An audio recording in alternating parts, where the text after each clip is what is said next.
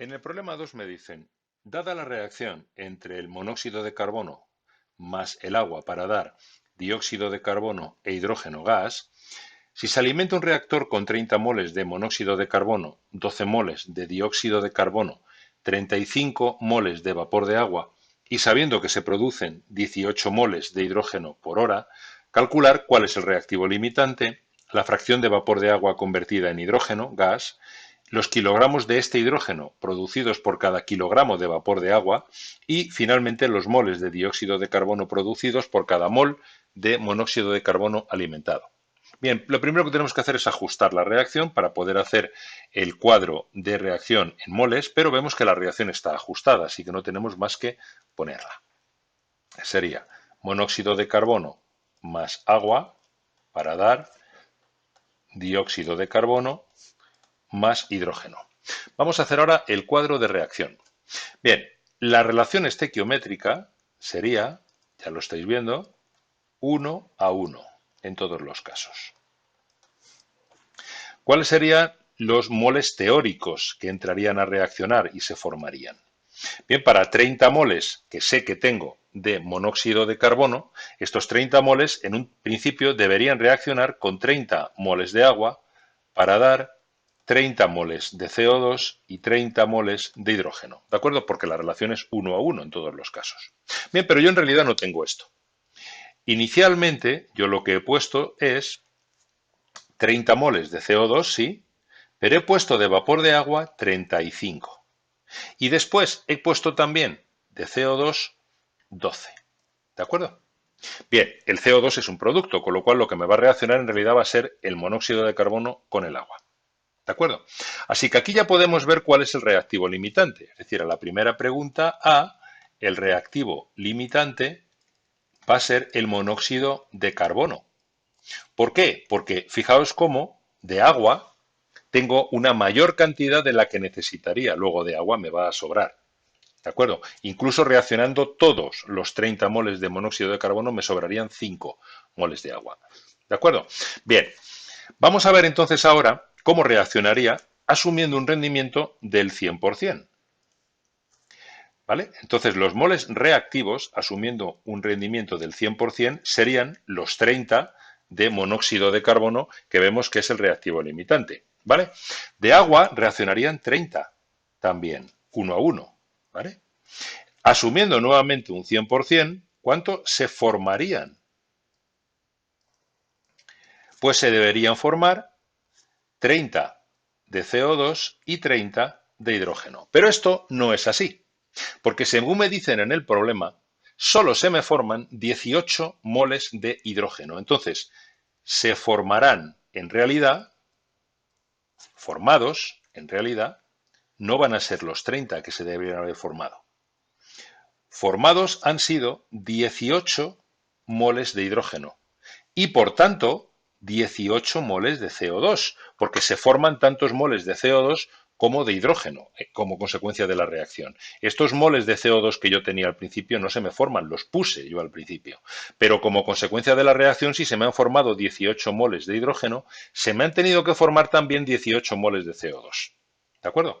Así que los moles reactivos en realidad, fijaos, que también van a ser 18 por parte del monóxido de carbono y 18 por parte del agua, por la misma razón, porque la relación estequiométrica es 1-1. Y si se me han formado 18 moles de hidrógeno, es porque han reaccionado 18 moles de CO2 y 18 moles de agua. ¿Qué significa esto? Esto significa que no me ha reaccionado todo lo que yo he puesto.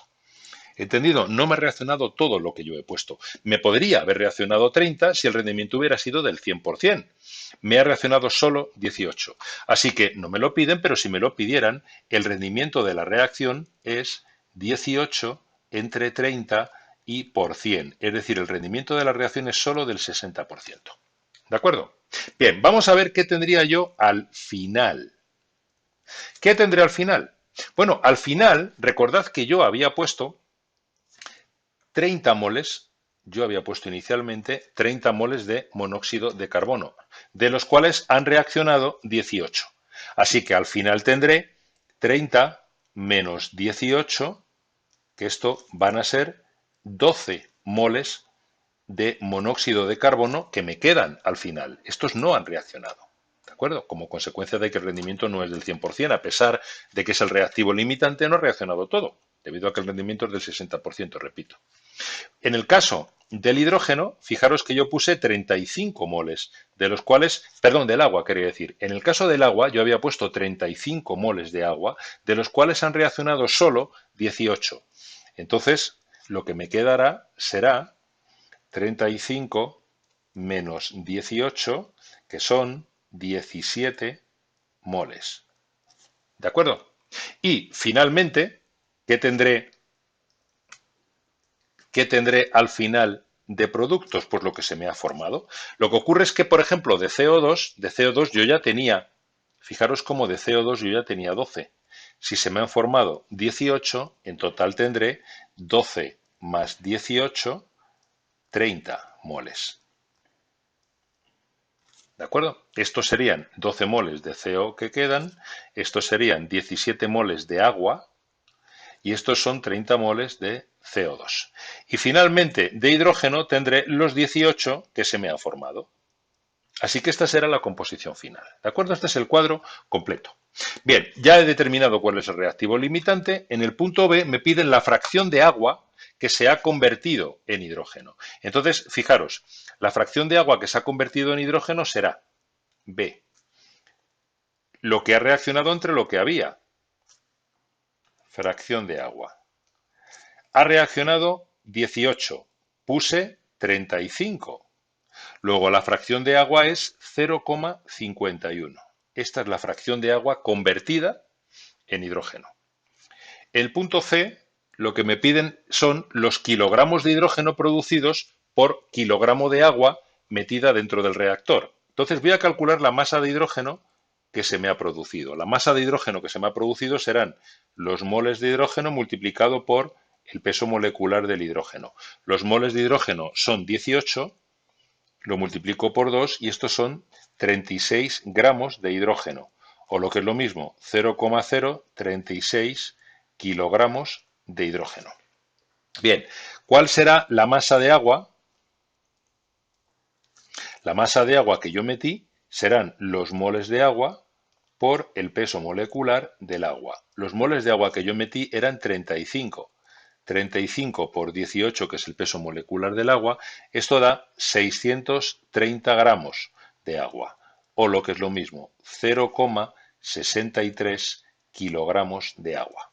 Luego, para calcular los kilogramos de hidrógeno por kilo de agua, los kilogramos de hidrógeno por kilogramo de agua introducida es tan fácil como dividir 0,036 entre 0,63.